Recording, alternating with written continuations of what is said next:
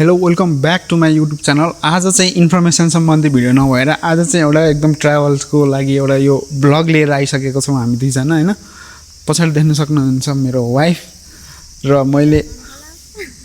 मैले चाहिँ एकदम सरप्राइज दिने हिसाबले चाहिँ मैले अब कहाँ जाने के जाने केही पनि नभनिकन 1 घण्टा लाग्छ जाम भनेर बिहान उठेर आएको है। तपाईले यो सबै देख्न सक्नुहुन्छ। प्लस यो पछाडि हेर्नु त आमा यो सनफ्लावर यो हिमावरी पार्क रहेको छ फुजियोकामा छ। यदि एड्रेस चाहिन्छ भने कमेन्ट गर्नु होला हैन। कति दामी छ भने 500 रुपैयाँ एउटा बक्स छ। तपाईले यहाँ एउटा भिडियो पनि देख्न सक्नुहुन्छ हैन। त्यहाँ राख्यो भने चाहिँ तपाईले यो एदाहरु भाँचेर चाहिँ लिएर जान सक्नुहुन्छ र तपाईले आफूले फोटो सुट गर्न सक्नुहुन्छ। भित्र मजाले छिर्न सकिन्छ। कस्तो लागेको छ भनेर चाहिँ म वाइफलाई सोध्छु हैन। यो सरप्राइज आउने बाटो चाहिँ कस्तो थियो तिमी हैन? वाइफ हैन म वाइफ।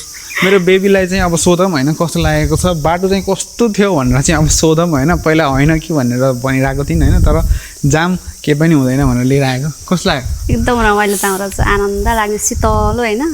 अब यता फुलको त कुरै नगरौँ, सनफ्लावरको चाहिँ हैन मोबाइल राम्रो ड्रेस अप लाएर अनि फोटो सुट गर्न चाहिँ ठाउँ रहेछ। मान्छे पनि धेरै भिडभाड नै शान्तवाला ठाउँ हैन। यहाँ चाहिँ फोटो सुट गर्नको एकदम बेस्ट रहेछ के। मैले आज राम्रोसँग आउटफिट लाइन के हैन, मस्त लाएर चाहिँ वन पिस लाएर दौडेर फोटो खिच्ने जस्तो ठाउँ रहेछ। यहाँ कपलहरु आउनु भयो भने चाहिँ फोटो सुट चाहिँ मजाले गर्न सकिन्छ। यदि फोटो सुट गर्न मन छ भने कन्ट्याक्ट गर्न सक्नुहुनेछ हैन। अब दुईजना मात्र आएर फोटो सुट गर्छु भन्न मिल्दैन, त्यही भएर थर्ड पर्सन पनि चाहिन्छ। त्यसको लागि चाहिँ कसलाई भन्ने ठाउँमा चाहिँ कन्ट्याक्ट चाहिँ गर्नु होला, कमेन्ट लेख्नु होला। यदि त्यस्तो फोटो सुटको लागि चाहिँ तपाईले खोजिराख्नु भएको छ भने हाम्रो बेब्सलाई भनौँ कस्तो लागिरहेको थाकिरहेको। अब यो भाँच दिनु पर्यो। भाँच दिन त पैसा अलरेडी तिरेको नि त। भाँचेर लानु मन छ भने तल 500 रुपैयाँ तिरेर चाहिँ भाँचेर लान मिल्छ हैन। उ यहाँबाट है भाँच्ने फेरि यहाँबाट है। जस्तै अब उ त्यहाँनिर छ एउटा राखेको, एउटा यहाँनिर छ है। उ त्यहाँनिर राखेको छ। अब त्यो राखेको जहाँ राखेको हो त्यहीँको चाहिँ भाँच्नुपर्छ हैन। तिमीले कहाँको राखेको? मैले त्यहाँ अलि भाँच्नु पर्ला है।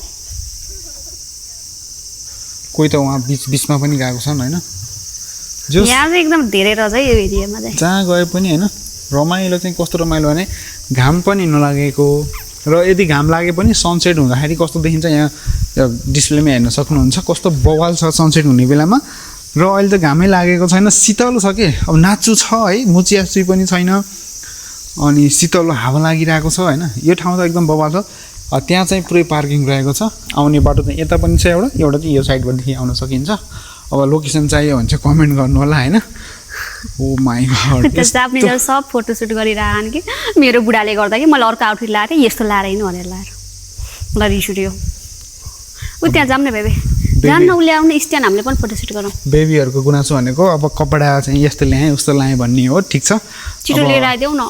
स्ट्यान्ड लिएर आऊ, यहाँ फोटो सुट गरौँ। अब गाडीमा स्ट्यान्ड छ, म स्ट्यान्ड लिएर आउँछु अनि फोटो सुट कस्तो हुन्छ अब तपाईलाई म देखाइदिन्छु हैन। स्ट्यान्ड आइसके पछाडिको यो क्लिप हो है। बल्ल समाउन सजिलो भयो।तिर आउन मेरो फोटो खिच्देऊ।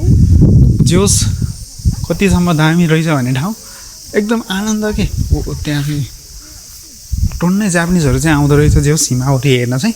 यहाँ त आनन्द लिएर बस्ने ठाउँ रहेछ के। जोस फुजियोकामा रहेको छ। लोकेसन चाहिन्छ भने कमेन्ट गर्नु होला।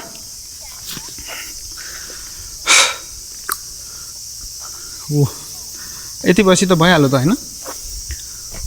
आउनु कपाल फोटो सुट खिचौँ। हाम्रो स्ट्यान्डले भ्याउँछ यहाँ राखौँ। बस्ने कुर्सी लिएर आउनु पर्दा चाहिँ आनन्दले बस्न मिल्छ। कुर्सी कस्तो खालको कुर्सी? बस्नेवाला जस कुर्सीमा बसेर फोटो सुट गर्ने ठिक छ नि हैन? बवाल एकदम राम्रो रहेछ ठाउँ छ। ड्रेसअपले चित्त नबुझे जस्तो छ। मैले वन पिस लाग्यो नि तपाईले नलाइ भन्नु हैन। वन पिस थिएन हो, त्यो 2 पिस थियो। त्यही हो यस्ता नाकि लाउने कपडा। सेम गरेर आउनु पर्यो नि त अर्को नेक्स्ट चोटि आउनु। यस्तो लाएर को आउँछ यस्ता ना? आउने सुयो बि आउन त अब। आउँदिन म।